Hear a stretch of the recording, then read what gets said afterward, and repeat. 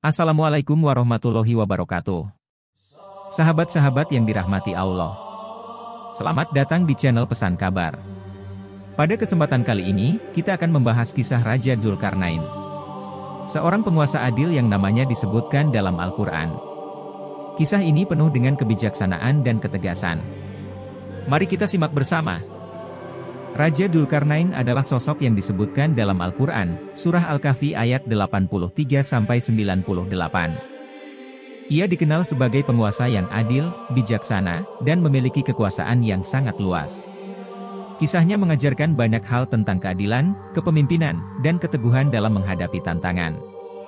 Berikut adalah beberapa fakta menarik tentang Raja Dzulkarnain. Dzulkarnain secara harfiah berarti, pemilik dua tanduk. Beberapa ulama dan sejarawan berpendapat bahwa Dzulkarnain adalah Alexander Agung, sementara yang lain menganggapnya sebagai Cyrus Agung atau seorang raja dari bangsa Arab. Namun, identitas pastinya tetap menjadi misteri.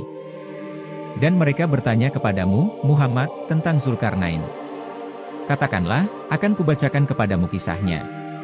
Sungguh, kami telah memberi kedudukan kepadanya di bumi, dan kami telah memberikan jalan kepadanya, untuk mencapai segala sesuatu. Maka dia pun menempuh suatu jalan. Hingga ketika dia telah sampai di tempat matahari terbenam, dia melihatnya, matahari, terbenam di dalam laut yang berlumpur hitam, dan di sana ditemukannya suatu kaum, tidak beragama. Kami berfirman, wahai Dzulkarnain, engkau boleh menghukum atau berbuat kebaikan, mengajak beriman, kepada mereka.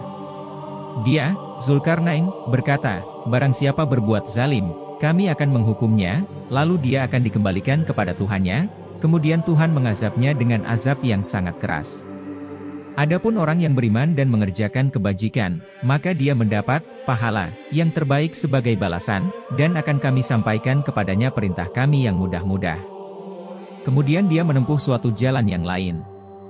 Hingga ketika dia sampai di tempat terbit matahari, sebelah timur, didapatinya matahari bersinar di atas suatu kaum yang tidak kami buatkan suatu pelindung bagi mereka dari cahaya matahari itu. Demikianlah, dan sesungguhnya kami mengetahui segala sesuatu yang ada padanya, Dzulkarnain. Kemudian dia menempuh suatu jalan yang lain lagi. Hingga ketika dia sampai di antara dua gunung, didapatinya di belakang kedua gunung itu, suatu kaum yang hampir tidak memahami pembicaraan. Mereka berkata, wahai Dzulkarnain, sungguh, Yajuj-Majuj itu makhluk yang berbuat kerusakan di bumi, maka bolehkah kami membayarmu imbalan agar engkau membuatkan dinding penghalang antara kami dan mereka? Dia, Dzulkarnain, berkata, apa yang telah dianugerahkan Tuhan kepadaku lebih baik daripada imbalanmu, maka bantulah aku dengan kekuatan, agar aku dapat membuatkan dinding penghalang antara kamu dan mereka. Berilah aku potongan-potongan besi. Hingga ketika potongan besi itu telah terpasang sama rata dengan kedua puncak gunung itu, dia, Dzulkarnain, berkata, tiuplah api itu. Ketika besi itu sudah menjadi merah seperti api, dia pun berkata, berilah aku tembaga yang mendidih, agar kutuangkan ke atasnya besi panas itu. Maka mereka Yajuj-Majuj tidak dapat mendakinya dan tidak dapat pula melubanginya. Dia, Dzulkarnain, berkata, dinding ini adalah rahmat dari Tuhanku, maka apabila janji Tuhanku sudah datang, dia akan menghancur luluhkannya, dan janji Tuhanku itu benar. Perjalanan ke barat.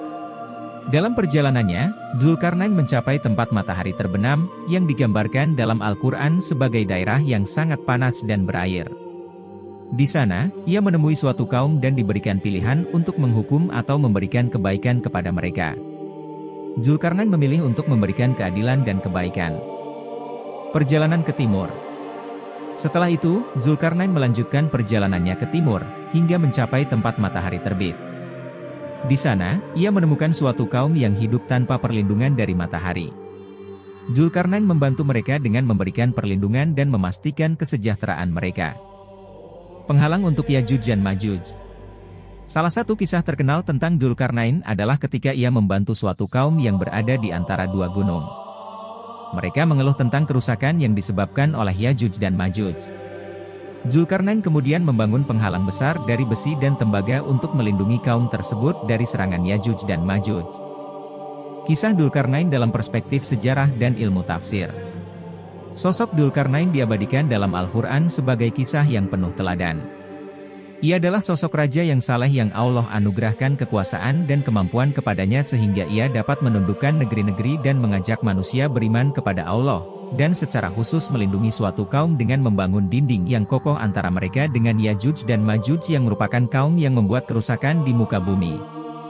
Tetapi semua kenikmatan yang Allah berikan kepadanya tidak menyebabkan ia menyombongkan diri sehingga ia menisbahkan semuanya kepada Allah. Karenanya ia mengingatkan akan adanya hari kiamat di mana dunia semuanya akan hancur dan binasa.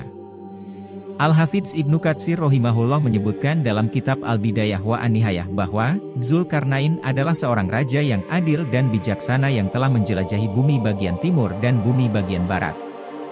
Ia adalah seorang mukmin penyebar agama Allah, melaksanakan sebab-sebab dalam mencapai tujuannya dan mempunyai banyak keajaiban atas kuasa Allah Subhanahu wa Ta'ala. Ia mengajak penduduk negeri-negeri yang ditaklukkannya untuk beriman kepada Allah dalam perjalanannya ke belahan bumi bagian barat. Dzulkarnain bertemu dengan suatu kaum yang hidup dalam ketakutan yang mencekam karena terancam suatu kaum yang bernama Yajuj dan Majuj. Al-Quran menyebut tempat itu sebagai Baina Saddain, sebuah daerah yang terdapat di antara dua gunung yang sepadan tingginya. Selama ini banyak disalahpahami bahwa Dzulkarnain adalah Alexander Agung atau Alexander the Great, seorang penakluk asal Makedonia.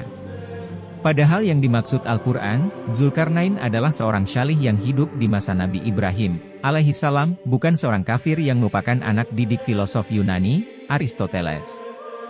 Berikut ini kami nukilkan penjelasan Al-Hafiz Ibnu dalam Fathul Bari tentang Dzulkarnain. Al-Imam Al-Bukhari membawakan kisah Dzulkarnain dalam Kitabul Fitan bab Kisyatu Yajuj wa Majuj dalam syahihnya. Hal ini merupakan isyarat untuk melemahkan pendapat yang mengatakan bahwa Dzulkarnain yang disebut dalam Al-Quran adalah Iskandar Al-Yunani, Alexander Agung, karena Iskandar Al-Yunani hidup pada masa yang berdekatan dengan zaman Nabi Isa alaihissalam. Padahal perbedaan masa antara Nabi Ibrahim alaihissalam dan Nabi Isa alaihissalam lebih dari 2000 tahun, dan tampaknya Iskandar yang akhir ini dijuluki Dzulkarnain juga untuk menyamakannya dengan Iskandar yang pertama, dari sisi luasnya kerajaan dan kekuasaannya atas banyak negeri. Atau ketika Iskandar yang kedua ini menaklukkan Persia serta membunuh raja mereka, maka dua kerajaan yang luas, Persia dan Romawi, berada di bawah kekuasaannya, sehingga dia dijuluki dengan Dzulkarnain, yang memiliki dua tanduk. Tetapi yang benar adalah Dzulkarnain yang Allah Subhanahu wa Ta'ala sebutkan kisahnya dalam Al-Quran adalah Iskandar yang pertama. Perbedaan antara keduanya bisa dilihat dari beberapa sisi. Menunjukkan bahwa Dzulkarnain lebih dahulu masanya daripada Alexander adalah apa yang diriwayatkan oleh Al-Faqihi dari jalan Ubaid bin Umair, seorang tabi'in kibar, senior, bahwa Dzulkarnain menunaikan haji dengan berjalan kaki. Hal ini kemudian didengar oleh Ibrahim alaihissalam, sehingga beliau menemuinya. Juga yang diriwayatkan dari jalan Adha dari Ibnu Abbas, bahwasanya Dzulkarnain masuk ke Masjidil Haram lalu mengucapkan salam kepada Nabi Ibrahim alaihissalam dan menjabat tangan beliau, dan dikatakan bahwa dialah orang yang pertama kali melakukan jabat tangan. Juga dari jalan Utsman bin Saj bahwasanya Dzulkarnain meminta kepada Nabi Ibrahim alaihissalam untuk mendoakannya. Nabi Ibrahim alaihissalam lalu menjawab, "Bagaimana mungkin, sedangkan kalian telah merusak sumurku?" Dzulkarnain berkata, "Itu terjadi di luar perintahku." Maksudnya, sebagian pasukannya melakukannya tanpa sepengetahuannya. Ibnu Hisham menyebutkan dalam At-Tijan bahwa Nabi Ibrahim alaihissalam berhukum kepada Dzulkarnain pada suatu perkara, maka dia pun menghukumi perkara itu. Ibnu Abi Hatim juga meriwayatkan dari jalan Ali bin Ahmad bahwa Dzulkarnain datang ke Makkah serta mendapati Ibrahim dan Ismail sedang membangun Ka'bah. Dia kemudian bertanya kepada mereka berdua. Nabi Ibrahim menjawab, "Kami adalah dua orang hamba yang diperintah." Dzulkarnain bertanya, "Siapa yang menjadi saksi bagi kalian?" Maka berdirilah 5 Akbasi dan bersaksi. Dzulkarnain lalu berkata, "Kalian telah benar." Dia, Ali bin Ahmad, berkata, "Aku kira, Akbasi yang disebutkan itu adalah bebatuan, dan mungkin saja berupa kambing." Riwayat-riwayat ini saling menguatkan satu sama lain. Al-Imam Fakhruddin Ar-Razi dalam tafsirnya berkata, Dzulkarnain adalah seorang nabi, sedangkan Iskandar, yang kedua, adalah seorang kafir.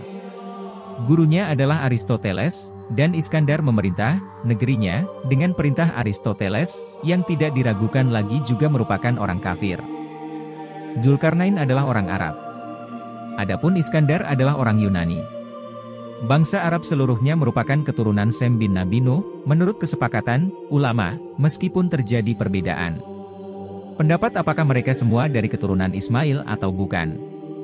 Adapun bangsa Yunani adalah keturunan Yafits bin Nabi Nuh menurut pendapat yang kuat.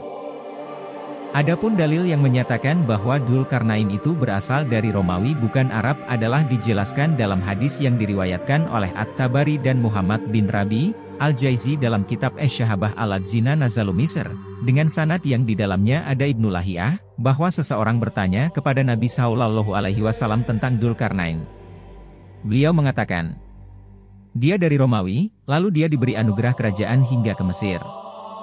Dialah yang membangun kota Iskandaria, Alexandria. Setelah selesai, seorang malaikat mendatanginya dan mengangkatnya ke langit dan berkata, lihat apa yang ada di bawahmu. Dia menjawab, aku hanya melihat sebuah kota.